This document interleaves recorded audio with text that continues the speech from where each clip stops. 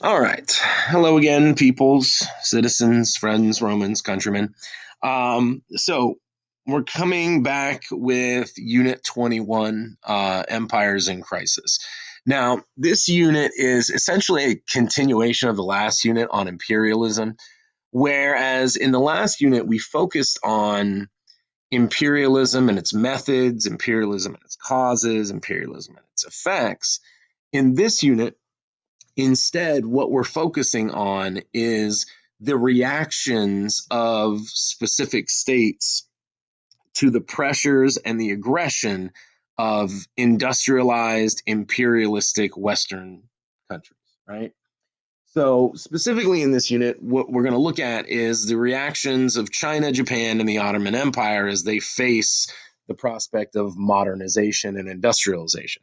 Now, the reason that we are looking at China, Japan, and the Ottoman Empire is a couple of fold. Number one, China and the Ottoman Empire are far and away the largest and most powerful Asiatic empires in the world at the time. Japan is not one of those, but it very rapidly becomes one. It becomes a major force in the next century.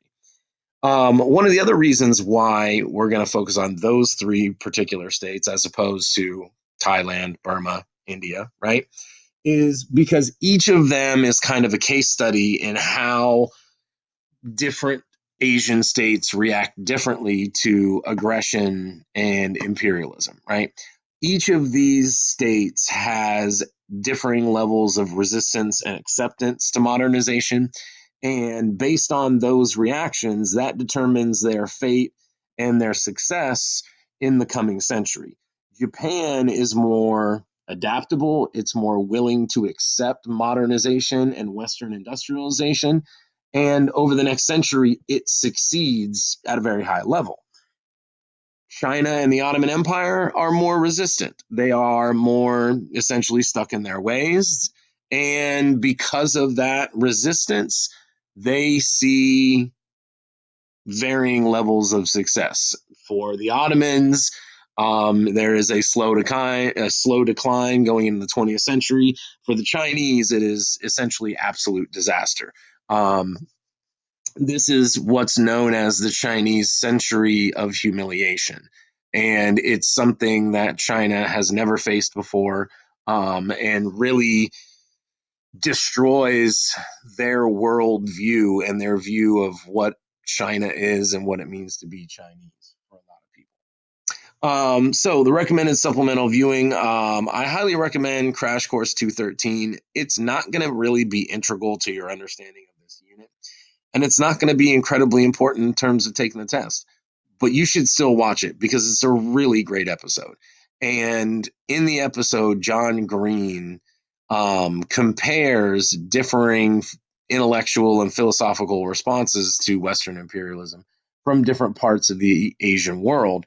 And what he finds is that although industrialization is accepted on differing and normal levels at some point for survival, that philosophically and intellectually, a lot of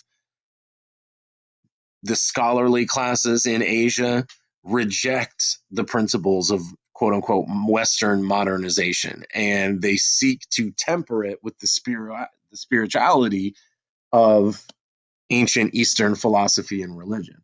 And it's just a really good episode in general. In terms of the other recommended stuff, um, the It's History episodes are really good. The one in the Opium Wars gives a lot of detail that's going to be helpful for you. Probably the best one is the China Century of Humiliation Part 1. That's going to hit on everything integral to China for this unit. The Khan Academy on Japanese imperialism is really good as well. It deals with the end of feudalism and the Tokugawa shogunate in Japan, and how after the end of that feudalism and the restoration of what's known as the Meiji Emperor, um, Japan embarks on this whirlwind of modernization and industrialization, and how within 50 years they accomplish what took the Western world almost 2 centuries, and they become the new imperial power in Asia, replacing China as, essentially the big kid in the neighborhood. All right, so let's begin with China and what's known as the Century of Humiliation. Now, it is essential that you understand in this unit the context in which the 19th century in China takes place. For nearly 3,000 years, China has been the central building block of all of Asia. It has been the largest state. It's had the largest population. It's had the largest economy. But even beyond that, socially and culturally, it has formed the foundation for all of the other states of East Asia. Back in the classical period, we talked about how Chinese culture was borrowed, sometimes willingly, sometimes unwillingly, by the other states of Eastern Asia. Confucianism and Chinese Buddhism, essentially were the found, the building blocks for life in East Asia, again, for nearly 3,000 years. And so within China in the 19th century, as there's been for quite a long time, there is this ethnocentric, nationalistic feeling of invulnerability. Okay. The idea of the Middle Kingdom, that China is the center of all the civilization and all the world, and that everything that is good and everything that is civilized just emanates out from China. And that China essentially blesses all of its neighbors with its glorious culture and its glorious way of life, right? Think back to what we talked about with the tribute system, where foreign leaders would come and pay tribute and kowtow to the emperor and beg for acceptance and the right to trade with China, right? So this idea of the Middle Kingdom, this ethnocentric, nationalistic idea that China is the center of all things, is about to come crashing down in the 19th century. And it begins in the 18th century, right? China is fallen upon not hard times, but massive internal problems, right? The first problem is unsustainable population growth. And that's generated mainly by two things. One, it's generated by the incredibly rich silver trade that is flowing in from the Americas thanks to the Atlantic slave trade and the globalization of silver.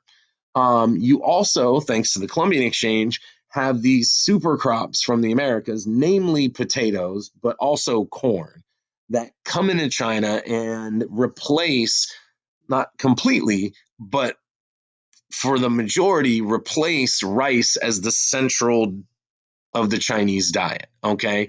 Potatoes are easier to grow, they're cheaper calories, they last longer, they cost less, they require less labor, and they become one of the staple food crops of all of Chinese civilization, right? So China's population, which had already been the largest in the world, continues to grow at an unmanageable rate. Now, unlike in the West, there is no industrial revolution to match this massive population growth. And since there is no industrialization, there is no large scale urbanization. Most of the population remains very rural, right? Means that there is less and less land available for the traditional subsistence farming, right? And as less and less land becomes available, economic hard times begin to fall. Um, People begin migrating for labor. This is when you start to see large amounts of Chinese coolies migrating to Southeast Asia, migrating to India, migrating to the United States in large numbers, right? Um, Along with all of this, the Qing dynasty itself has failed to keep up with this population growth, and they fail to evolve to meet the demands of this bigger and bigger population. So you see problems like infrastructure begins to fail, Tax collection becomes very corrupt, with local governors and warlords extracting taxes from the people that aren't necessarily paid up the ladder to the national government. And you start to see a lot of unhappy peasants. You start to see a lot of peasant class resentment against the Qing dynasty and the Manchu rulers. Now, the first real signs of these internal problems come with what's known as the Taiping Rebellion, right? This is a massive peasant uprising that is not only political in terms of wanting to overthrow the Qing dynasty, but it's also social in nature. So it's much more similar to, say, the French or Haitian Revolution rather than, say, the American. In the Taiping Rebellion, the Taiping are looking to completely tear down Chinese society and start all over. Okay. They're looking to rid themselves of Confucianism and its conformity. They're looking to rid themselves of Taoism and Buddhism and their otherworldly pursuits. They want to get rid of this system of filial piety where peasants are born as peasants and that's where they stay, and the scholar gentry and the landlords hold all the power because they're good Confucian moral men. So the Taiping instead base their ideas for Chinese society on this very radicalized, very, almost fanatical version of Christianity. They also embrace socialist methods, redistributing land and wealth. They want to legally enforce Christian morals, very strict biblical Christian morals. They also are fans of Western ideas and Western methods. Now, they're not fans of Westerners per se. Okay, they have no affiliation with the British or the French or whomever, but they do want to embrace modernization and industrialization, right?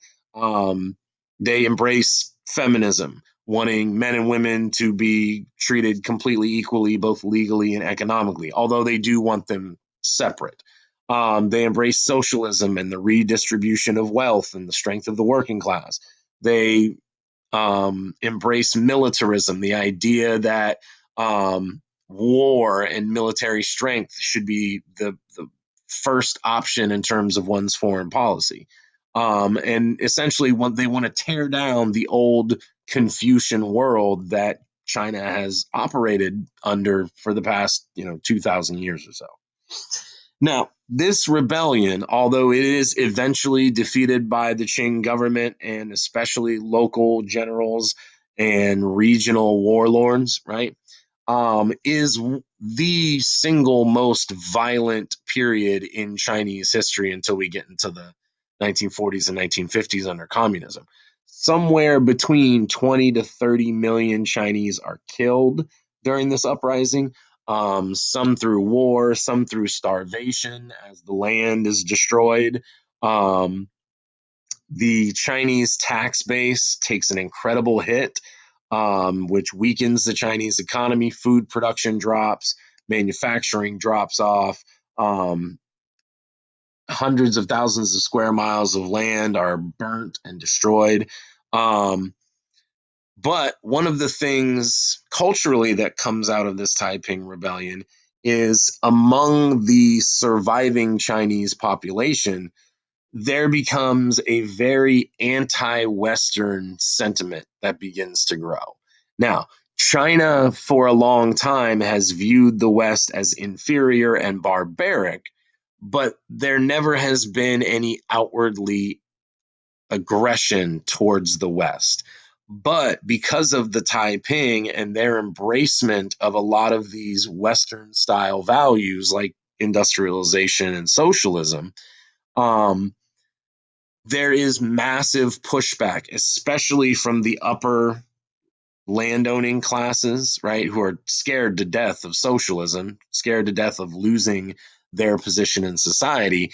And this begins almost a complete halt and, in some cases, regression of Chinese modernization, right?